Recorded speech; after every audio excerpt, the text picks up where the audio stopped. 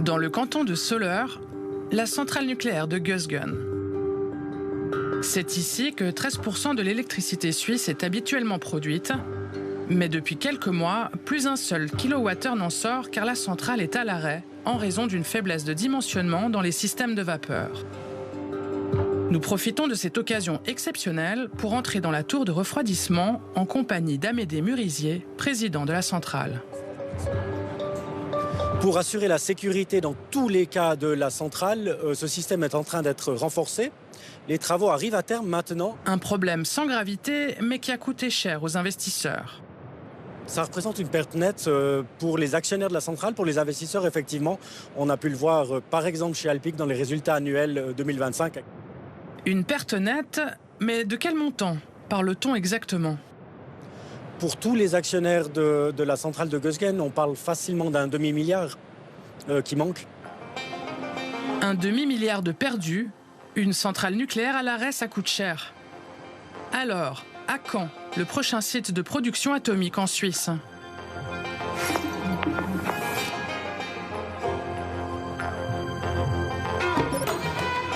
Le 11 mars dernier, le conseiller fédéral Albert Rochti ne mâche pas ses mots pour convaincre le Conseil des États.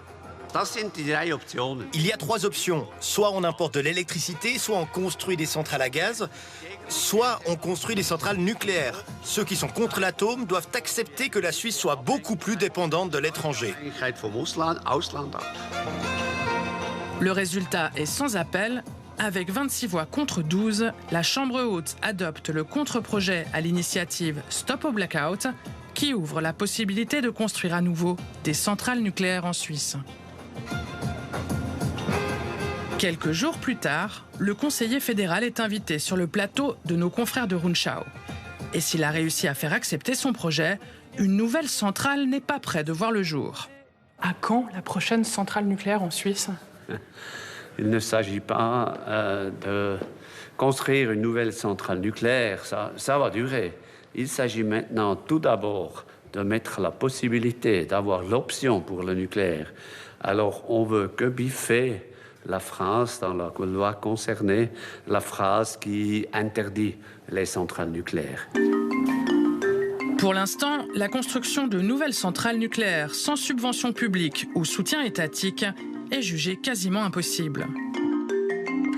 Mais ce changement dans la loi est essentiel pour le conseiller fédéral à la tête du département de l'énergie. Pourquoi est-ce que c'est important pour vous de soutenir ce retour au nucléaire ? La plus importante chose d'un pays, c'est d'avoir assez d'énergie. Si on n'a pas assez d'énergie, on perd tous. Alors, ce n'est pas seulement une question d'électricité ou quelle sorte d'électricité on veut produire. C'est une question de souveraineté, d'indépendance d'un pays. Et moi, je crains à long terme qu'on n'a pas assez de courant. Alors, il faut avoir toutes les options possibles. À droite, le ministre de l'Énergie n'a pas eu de peine à convaincre les conseillers aux États, comme le PLR Thierry Burkhardt. Partout dans le monde, on investit massivement dans les nouvelles technologies, en particulier dans les SMA, de petits réacteurs modulaires qui sont également bien plus sûrs que les centrales nucléaires d'autrefois. Mais pour la gauche, l'argument de l'indépendance énergétique ne tient pas. Ce qu'on sait, c'est qu'elle se base sur des ressources qui ne sont pas renouvelables. L'uranium, qui provient de pays qui ne sont pas non plus des démocraties, comme la Russie par exemple. Donc non seulement notre autonomie énergétique n'en sort pas renforcée, mais en plus ça pose quand même un certain nombre de problèmes d'ordre de l'extraction, de l'enrichissement de l'uranium, qui ne sont pas des activités neutres en CO2. C'est le centre qui a fait pencher la balance. Le parti de la conseillère fédérale Doris Leuthard, celle qui en 2011, après la catastrophe de Fukushima, avait orchestré le tournant énergétique de la Suisse, prônant la sortie progressive du nucléaire au profit des énergies renouvelables.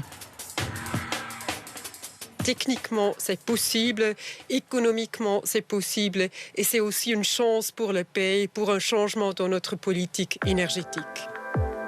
15 ans plus tard, le centre est divisé.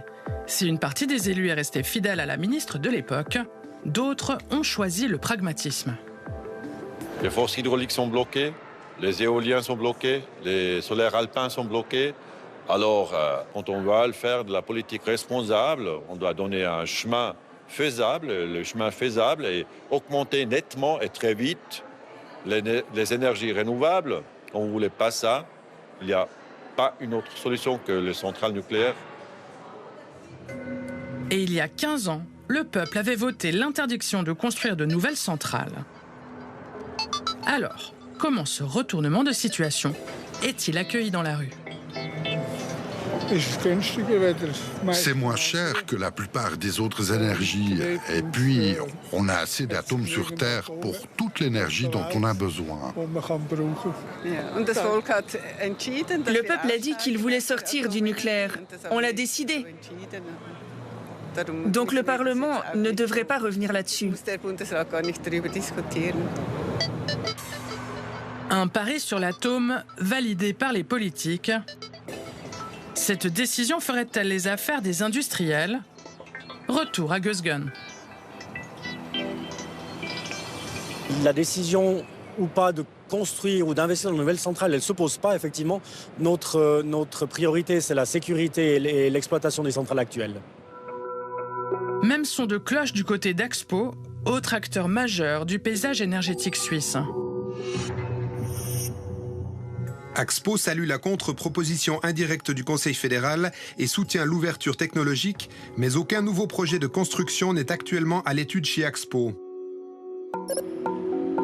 Et même si les travaux commençaient aujourd'hui, la construction d'une nouvelle centrale nucléaire ne permettrait pas de disposer de son électricité avant 2050, d'après les estimations.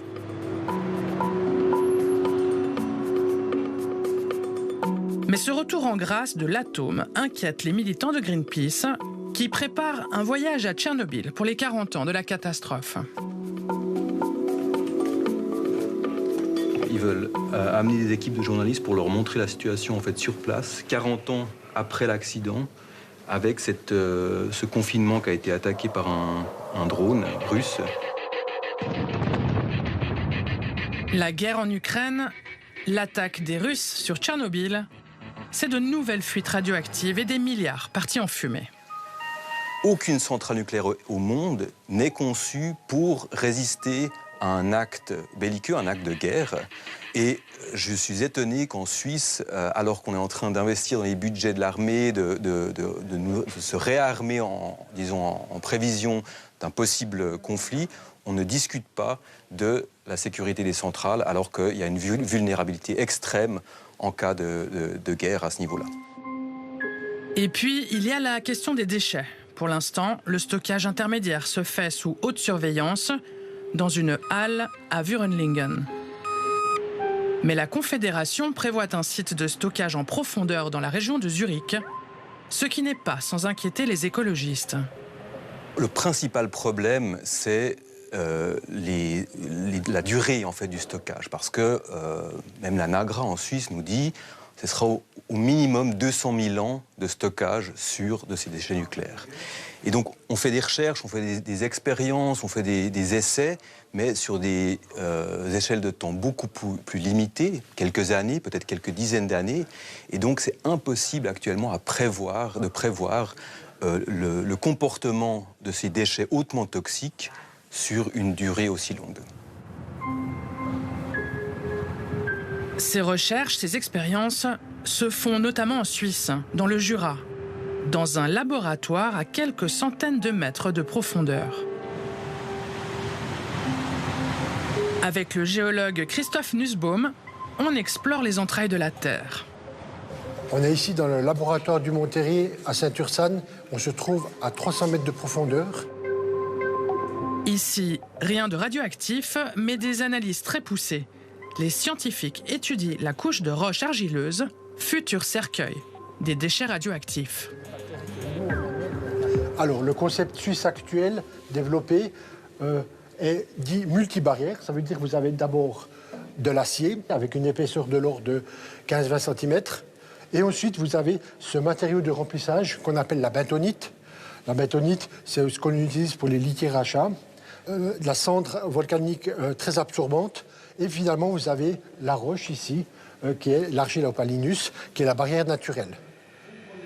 Car selon le géologue, la roche opalinus est parfaitement étanche, même lorsqu'elle bouge. Si vous créez des fractures lors du creusement, par exemple des galeries, ces fractures vont se refermer. C'est ce qu'on appelle l'autocicatrisation. En fait, les fractures se referment grâce au gonflement des minéraux argileux.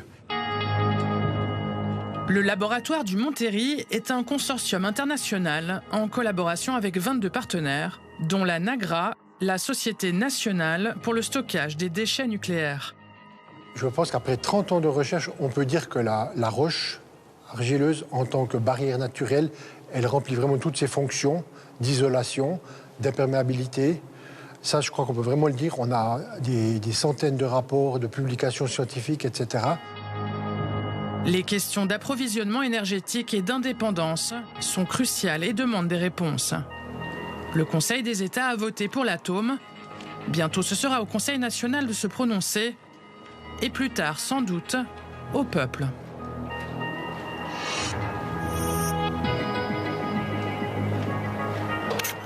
Et avec nous justement pour en parler, Carole Efflinger, journaliste à la RTS, c'est vous qui avez réalisé ce reportage. Merci d'être avec nous sur ce plateau.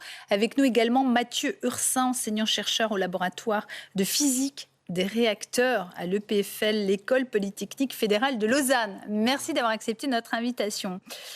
Première question, aujourd'hui, la centrale de Gösgen en Suisse alémanique a-t-elle repris du service, Carole ? Oui, alors elle a repris juste après notre tournage d'ailleurs, donc on a pu profiter de cette occasion exceptionnelle d'entrer dans la tour de refroidissement. On n'a pas dû faire de démarche particulière. C'est les responsables d'Alpic qui nous ont proposé d'y aller. En temps normal, il n'y a pas de danger, mais en temps normal, étant donné que c'est une tour de refroidissement, il faut s'imaginer qu'il s'agit là d'un grand sauna, puisqu'elle sert à évacuer les vapeurs d'eau. Avec nos caméras, évidemment, nous n'aurions obtenu que du brouillard. Alors, on a entendu dans votre reportage que le Conseil des États avait donné son aval pour abroger la loi qui interdisait la construction de nouvelles centrales. Quid du Conseil national ? Et puis, est-ce que l'on va bientôt redemander l'avis au peuple suisse sur le sujet ? Le Conseil des États a effectivement voté, on l'a bien vu dans le sujet, à 26 voix contre 12 en faveur d'un changement dans le texte de loi qui ouvre à nouveau la possibilité de construire de nouvelles centrales. Il y a quelques jours, c'est la Commission de l'énergie du Conseil national qui s'est exprimée, cette fois-ci à 13 voix contre 12, donc là on était beaucoup plus proche. Et enfin, le Conseil national devrait s'exprimer au mois de juin. Plus tard, effectivement, le peuple suivra. Le parti du centre a fait pencher la balance. C'était étonnant, assez surprenant, mais en même temps, voilà, les temps changent. Il y a ceux qui restent fidèles à la ministre de l'époque, Madame Leuthard, et il y a ceux qui se disent être finalement plus pragmatiques et ne pas vouloir exclure la possibilité de répondre aux besoins énergétiques du pays. Mathieu Ursin, la Suisse n'est pas la seule à peut-être revenir sur sa décision de renoncer au nucléaire. Il y a d'autres pays comme l'Allemagne, l'Italie, qui ont décidé de reconsidérer leur renoncement au nucléaire. Où en sont-ils aujourd'hui ? Et puis pourquoi tous ces changements de paradigme ? Alors, le reconsidérer en Allemagne et en Italie, je nuancerai un peu. Ils en parlent, mais on ne parle pas de changer la situation. Pour l'instant, ils ont arrêté, ils sont sortis. Et on ne parle pas de redémarrer les centrales, ce qui est une mauvaise chose, je dirais, parce qu'ils ont des centrales qui fonctionnaient bien et qui auraient pu fonctionner encore plus longtemps. Mais on les a arrêtés avant l'heure à cause des accidents, donc le Fukushima pour l'Allemagne et Tchernobyl pour l'Italie. Après, en Europe, il y a d'autres pays comme la Belgique ou la Suède qui, là, commencent vraiment, eux, à passer le pas et à revenir vers la tour. Pourquoi la Suisse veut-elle relancer le nucléaire ? Est-ce qu'elle a le choix, finalement, de relancer ou pas ? Alors le choix, j'ai envie de dire, s'il y a un pays en Europe qui a ce choix-là, c'est la Suisse, parce que beaucoup de notre électricité est fournie par l'hydroélectrique au jour d'aujourd'hui. 60%. 60%, tout à fait. 30%, c'est le nucléaire. Et il se dit qu'il y a des rapports qui montrent qu'on pourrait compenser cette énergie par du renouvelable. Après, même si on installait beaucoup de panneaux solaires, d'éoliennes, il resterait encore une période dans l'année, en hiver, où il n'y a pas de vent, où il n'y a pas de solaire, où on devrait importer de l'énergie. Et c'est là tout le débat, en fait. Est-ce qu'on est d'accord en tant que société et il faut tenir compte aussi du fait que les besoins en énergie vont grandissant, notamment à cause pour l'intelligence artificielle. Enfin, un simple exemple, mais aussi pour l'électrification, effectivement, et notamment les voitures électriques, enfin, j'en passe, et plein d'autres. Mais alors, il y a eu beaucoup d'études faites au niveau national qui montrent qu'il y a plusieurs scénarios. On envisage un scénario où on se passe complètement de l'énergie nucléaire, c'est possible. Il y a un autre scénario qui montre que non, on en a besoin. Et en fait, à la fin, c'est une question d'arbitrage au niveau des coûts.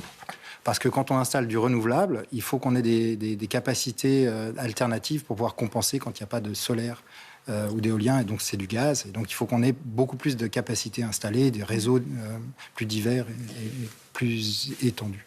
Carole Efflinger, j'avais une question. Il va falloir quand même encore pas mal de temps avant que le peuple suisse ne puisse être sollicité de nouveau sur le sujet. Il faut se souvenir qu'il l'avait été. Oui, tout à fait. Il a été sollicité en 2017.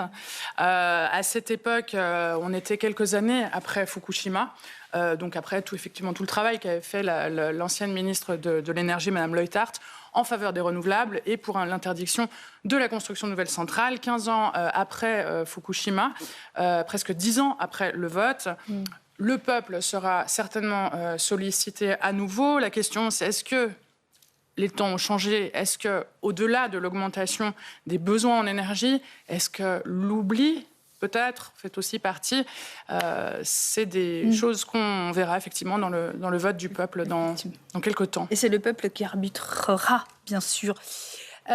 Mathieu Ursin, on sait que Fukushima a vraiment provoqué un énorme effet dans les opinions publiques concernant, en tout cas a produit un effet pour le rejet du nucléaire dans les opinions publiques. Auparavant, il y avait eu Tchernobyl. Est-ce que finalement les craintes des populations vis-à-vis de l'atome, elles sont justifiées ou pas? Alors les craintes, elles sont ce qu'elles sont. Les gens ont peur et ça, il faut le respecter. Après, je pense qu'il y a un déficit peut-être d'enseignement, leur apprendre comment ça marche, pourquoi ça fonctionne bien. C'est ce qu'on fait à l'EPFL.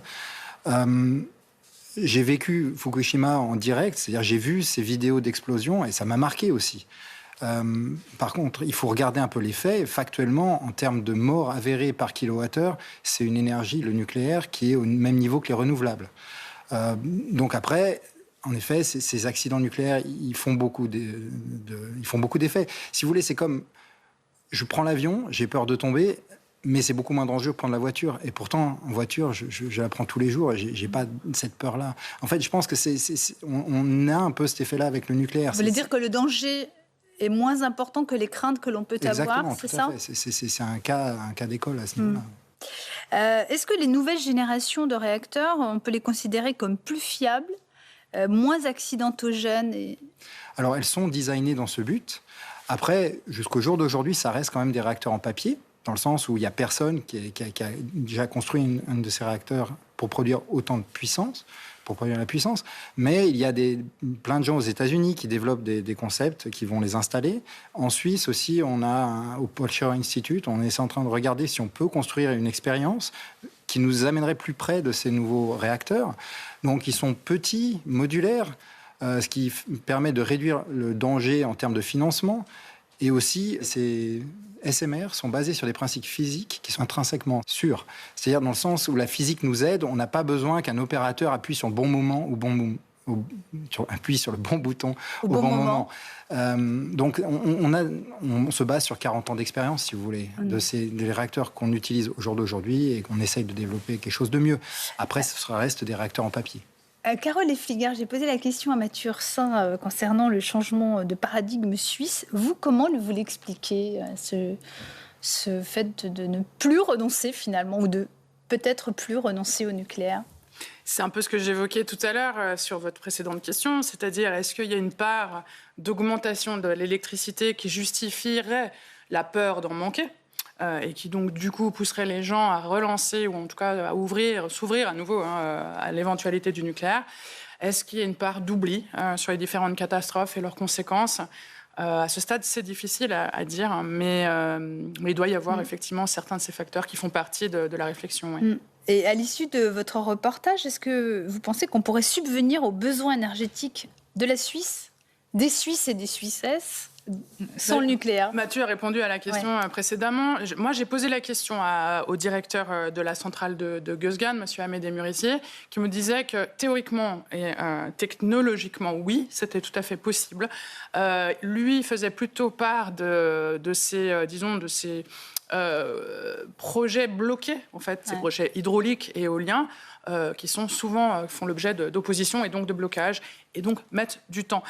Je me permets toutefois de dire que si un projet éolien est bloqué ou un projet hydraulique est bloqué et met du temps, il mettra sans doute moins de temps à produire de l'énergie qu'une centrale nucléaire qui, si elle était construite ou commençait à construire aujourd'hui, ne produirait de l'énergie en principe pas avant 2050, selon les personnes qui s'accordent à avancer ce chiffre. Ouais, sachant que ce dossier est aussi éminemment politique, parce qu'on le sait, les centrales nucléaires sont plutôt construites du côté alémanique, en Suisse alémanique, et concernent beaucoup moins les romans.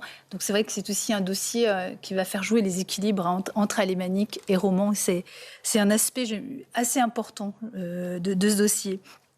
Pourquoi, Mathieu Ursin, ce sujet du nucléaire, il polarise autant? Est-ce que l'on peut, par exemple, être écologiste et pro-nucléaire? Alors là, je vais me dévier de mon rôle d'expert, c'est-à-dire je vais vous parler de moi plutôt que de parler au nom de l'EPFL. Si vous voulez, moi je me considère comme écologiste, mais qu'est-ce que ça veut dire écologiste? C'est-à-dire je vais en vélo au travail, j'évite de prendre l'avion au maximum, ce qui est dur avec mon travail parce que je dois aller aux États-Unis assez souvent. Je pense qu'on a... Et en bateau, ça prend du temps, surtout depuis la Suisse.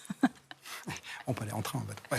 Mais on a des outils qui nous permettent de fournir beaucoup d'électricité décarbonée à disposition. Je veux dire, au jour d'aujourd'hui, la maison brûle. On ne peut pas se permettre de se passer d'un outil à disposition. Je pense que ça n'a pas de sens. Après, je comprends les réserves, les oppositions, et les peurs. Ouais. Et je pense que c'est une question d'éducation. Et à la fin, c'est un débat de société. Carole Effliger, concernant le nucléaire, comme on le voit dans votre reportage, il y a toujours la fameuse question des déchets nucléaires. Que fait-on des déchets? En Suisse, par exemple, le sujet de l'enfouissement des déchets, il fait débat, comme un peu partout ailleurs dans le monde d'ailleurs. Voilà, c'est ce que j'allais dire. Il fait débat en Suisse comme il fait débat ailleurs. Et ça, pour des raisons... finalement de responsabilité. C'est-à-dire qu'il y a un projet d'enfouissement dans un cimetière souterrain dans la région de Zurich, donc ce projet qui devrait voir le jour à l'horizon 2050, justement. Si aujourd'hui on enfouit des déchets qui sont radioactifs plusieurs centaines de milliers d'années, les générations futures, comment est-ce qu'on communique avec elles? Comment est-ce que, déjà, est-ce que c'est du droit de notre société de faire cela? Et d'autre part, comment est-ce qu'on communique avec ces générations futures? Prenons une échelle de temps, par exemple. Les pyramides datent d'il y a à peu près 5000 ans. Or, aujourd'hui, on n'est plus vraiment en mesure, à moins d'être très spécialisé, de déchiffrer les messages qui apparaissent. Est-ce que la tête de mort, est-ce que des messages de danger universel le seront encore dans 100 000 ans? Mathieu Ursin, on parlait un peu plus tôt des nouvelles générations de réacteurs. Est-ce que cette nouvelle génération permet justement de régler en partie ce sujet des déchets nucléaires? Alors, oui, il y a une partie des raisons pour laquelle on développe ces réacteurs, c'est ce qu'on appelle fermer le cycle, c'est-à-dire mettre sous terre un minimum de déchets. Et aussi les stocker moins longtemps que les durées qu'on a entendues. Donc, pareil, ça existe sur le papier. Les Français ont fait des pas dans la direction de la mise en œuvre de ces solutions, mais on n'est pas allé au bout. Ce sont les réacteurs Phénix et Super Phénix qui ont été éteints avant d'arriver à leur but. Donc, il y a des solutions techniques. Ça va demander beaucoup de travail. Et je pense qu'on peut éviter de donner tout aux générations passées. Et puis après, il faut savoir... Aux générations futures, ouais. Générations futures, c'est pas grave. Et puis, il faut savoir aussi qu'une fois qu'on aura ce cimetière, il sera tellement loin de nous que c'est quand même peu probable que les gens viennent en contact de ces matières radioactives. Mais le propre de l'humain, c'est quand même de creuser. Je me dis que l'humain, dans 100 000 ans, il va probablement aussi creuser, non? 500 mètres. Peut-être aller plutôt sur Mars, on verra. C'est un autre sujet. Autre sujet. Merci Mathieu Ursin, merci Carole Effliger d'être venue sur le plateau d'Objectif Monde l'Hebdo. Merci à vous